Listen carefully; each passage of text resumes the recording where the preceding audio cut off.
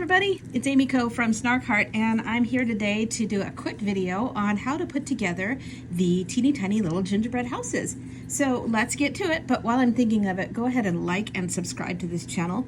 We are small at the moment but growing every day, and someday there will be way more content to watch, so I promise, probably. Anyway, so thanks for showing up to this today, and this will be quick and easy. As with really all of my files, nobody wants to dink around and have a hard time playing because you just want to get down to having a good time. So as you can see, I have pre-painted all my little pieces because painting this afterwards, I'm sure you can see, would just be an absolute cluster. So, and I've assembled 3 of the sides already because who wants to sit here and watch paint dry? I sure as heck don't. So I started off with the front and sides, and when gluing these together, I glue the sides back behind the front, not along the side, because then you're going to see that cut edge. Yes, you can paint over it, but honestly, it's a handmade tiny little object. Nobody's going to care. So, as you can see, the sides right there. So I'm just going to use my most favorite, you guys know this about me, Aleene's tacky glue, and the upside down one. It's the bomb, even if some people don't like it. So glob a little bit of that on. You don't have to go real crazy here. And adhere that down. So as you can see, this has little open windows. Oh, and I will tell you too, while you're cutting, some of these pieces are really extra teeny and delicate. Some machines will handle it great, other machines won't. My Glowforge was a champ with it when I had a Glowforge, and I could get all of these little windows and panes, and it was really darling. But if you cut it and find that it's just immolating those, you can use your little micro needle trimmers afterwards and just trim those out. On this side, I actually had to cut this with my 100-watt laser because I was out of these sides, and as you can see, it didn't do an amazing job. So just snip those out, no big deal. The back window you don't have to worry about, and the front windows, they're kind of meaty enough that there's not really an issue. So now that I've got this done and it's curing its little self away, it's looking a lot like a cute little house. Don't mind the grime from my fingers, I've been lasering all day. So next up, we're gonna go ahead and adhere the roof. So the roof pieces are not the same size, and that's for a really important reason. You'll see that in just a second here. So I start off with the shorter side first and go ahead and use my glue yet again. Dun, dun, dun, dun. You don't really have to go super duper crazy with this because it's not like it's going to be supporting actually any weight of any sort. So I just matched this up with the peak line of my roof. So right up to the points there. I hope you can see what I'm going for. And kind of give that a little wiggle so it's nice. I want to make sure that it is kind of, you know, even on both sides. If you want, you can actually have it overhang the front just a little bit more too. It's just personal preference. So now you can see that lines up right there, and then I'm going to go ahead and put some glue on this surface this time so we've got more to hold, and then again the sides, just like that. And as you can see, you get a nice roof peak this way, nice and pointy. There's no gap between them. Unlike the greenhouse, there is a gap between them, so you can put the decorative finials on the top. So now I forgot to put my vellum in this before I painted, so we're gonna go ahead and just go back and do that step. I just use translucent vellum from the fabric store or craft store. As you can see things through it. And this is gonna give your windows a really cute kind of windowy look. So I'm just gonna snip this. Nothing super fancy or official or anything. Just gonna kind of snip it until it fits inside of the holes. So not super duper official about it here. So nothing amazing. Little dab of glue. Actually, let's dry fit it first because, you know, life. Yep, it's gonna fit. So put a little dab of glue on the top and the bottom and adhere that inside. It's easier said than done doing this on camera.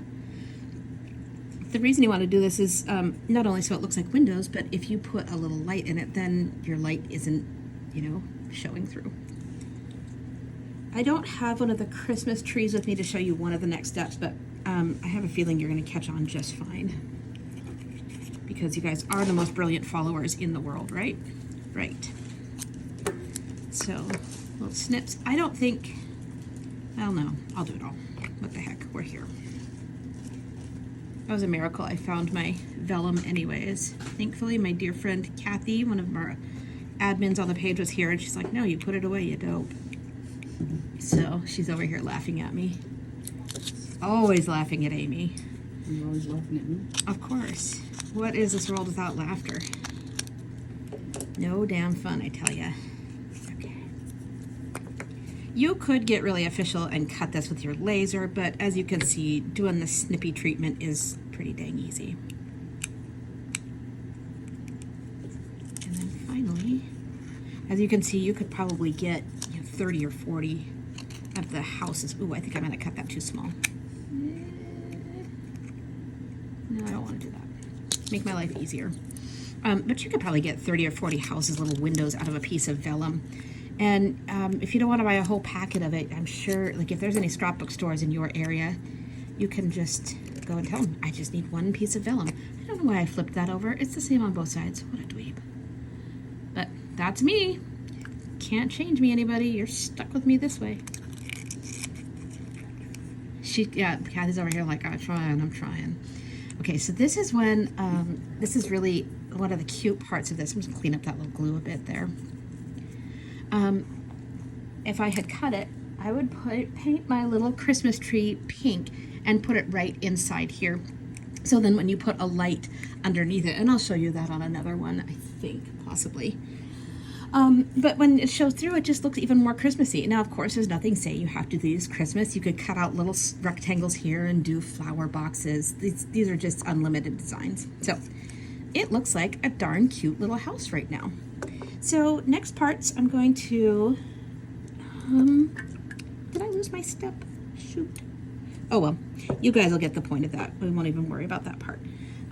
So this little triangle, and this is trimmed to go over the door. You don't have to use any of this stuff. I'm just, as you always know, I always tell you in the videos, I'm just extra. And that's why you guys are here, and that's why you love me. And there ain't no changing it. Wiggle that on, kind of squish the glue up a bit. So, right above the door. And then I'll just put this on some paper so I can kind of dip this so I don't get glue all over my fingers. I super glued myself to a project the other day and decided we're trying to use Aleene's much more often. So I just dipped this in there because those edges are really teeny tiny.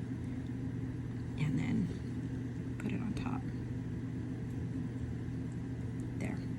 And if I hadn't like picked up and probably stuck the little step to something else, you could see me glue that on. But I have a feeling you'll get it. It's just a little teeny tiny rectangle that you cut. But honestly, it doesn't even have to have that. Just more detail. I always love more detail. So as you can see on my table here, I'm not going to glue all of these down. Is it, where is it? No, those are chimneys. That's what I'll go tell them about in a minute here too. So these are all nail decals from Amazon. These little lollipops are from Temu.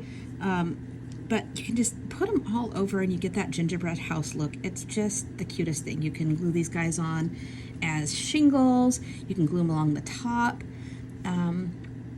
But this does have scored shingles on here, so it gives it that depth if you don't want to go in and individually glue 796,000 little pieces. So let's scooch those off to the side. I'm going to go ahead and add my chimneys. I do 2 of the chimney and paint the outsides and face them together. You could probably get away with just doing 1 of the chimneys. I like a little extra thickness in case I want to add snow to it. And it's got a little peak. There we go. Don't worry about too much about those cut edges. Either people understand it or it's just, you know, it's just part of the design aesthetic. So we've got a chimney for our hypothetical fireplace instead of our little house. Someone asked how I add, what I add to do and do for the snow. This is a product called Snow Text from Deco Art. It's a bit like spackle. You could probably make your own, but why? It's got like some super fine sand in it, a little bit gritty, a little bit gooey. I just use these little flat paintbrushes. I buy these in bulk from Amazon. They're some of my favorite things. I know they're supposed to be disposable, but as you can see here, I always wash them and keep a ton of them on hand at all times. So I'm just gonna kind of mix this up a little bit, and it's super easy, super fun. This is where the really cool part is. I just come in and just kind of pat it on where I want the snow to be.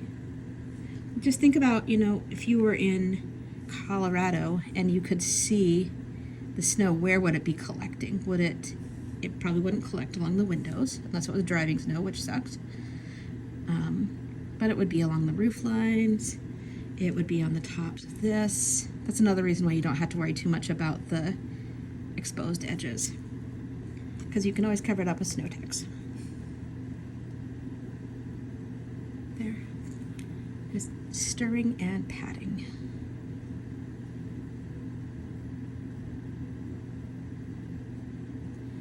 Now, you could actually use like a little tiny bit of, say, stuffing from, you know, a quilt or batting, something like that, and have it coming up out of the chimney. That would be really cute.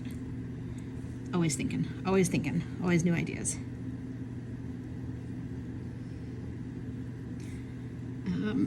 When adhering the little nail thingamabobbers, you can, of course, use your Aleenes. Sometimes using a little bit of CA glue, like super glue, is kind of nice because it dries really quick and you can kind of keep moving forward. I'm going to make this so my snow drifts are kind of coming over the edge of my little house. And, you know, I've lived away from snow for 9 years now, so I'm not so good at it. You can yell at me if you don't like the way the snow is. You can do your own dang snow. So that's it. There you have it. This is assembling the itty bitty cottages. If you have any more comments or questions, please leave a note for me. If you loved this, again, like and subscribe. And be sure you're in my Facebook group, because that's where all of the magic really happens. We're doing Christmas drops, Christmas and July drops right now, and these files are killer, as always, she said modestly. So thanks for coming to this little Snark Heart tutorial. Hope you have a great day and go make some cute snarky stuff.